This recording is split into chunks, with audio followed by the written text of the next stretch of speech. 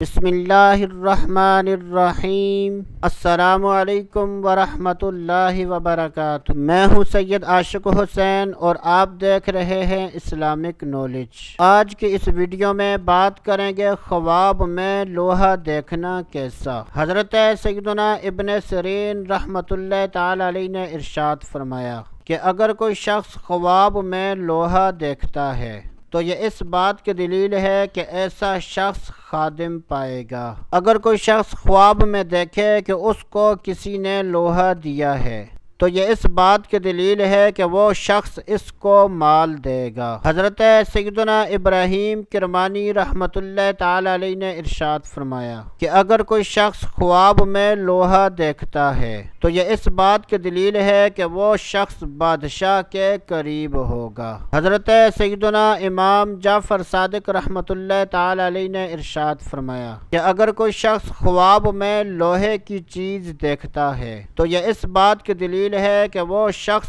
دشمن پر فتح حاصل کرے گا۔ اللہ عز و جل سے دعا ہے کہ اللہ عز و جل ہمیں اچھے خواب دیکھنے، برے خوابوں سے بچنے کی توفیق عطا فرمائے۔ تو دوستو ابھی کے لیے اتنا ہی، اگلی ویڈیو تک اجازت، اللہ حافظ۔